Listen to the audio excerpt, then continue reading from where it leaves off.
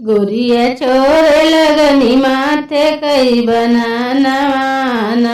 गुरिया छोरे लगनी माथे कई बनाना।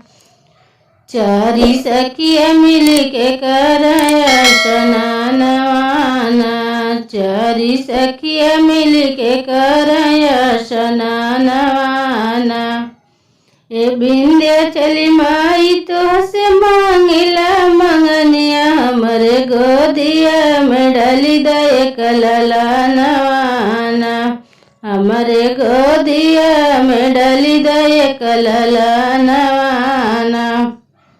काई तू बउई हमसे मांगलो मंगनिया जबले ब्रह्मा जी कड़ोली न कलामियाना। जबले ब्रह्मा जी कना डोले कलामियाना। सखिया छोरे लगनी माथे कई बनाना।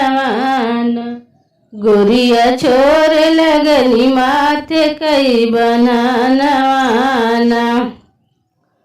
चारी सखिया मिल के करया स्नानवाना। चारी सखिया मिल के करया स्नानवाना। हे शीतला मैया तोहसे मांगिला मंगनिया हमरे गोदिया में डाली दे कलला नवाना। हमारे गोदिया में डाली दे कलला नवाना। का तू बउरी हमसे मांगलो मंगनिया जबले ब्रह्मा जी कना डोले कलामियाना। जबले ब्रह्मा जी कना डोली कलामियाना। गुरिया छोरे लगनी माथे कई बनाना।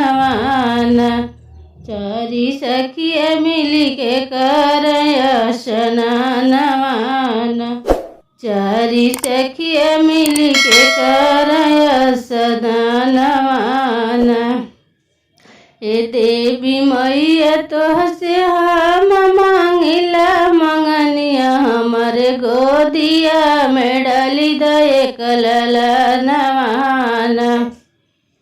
काई तू बउरी हमसे मांगलो मंगनिया जबले ब्रह्मा जी कना डोली कलामियाना।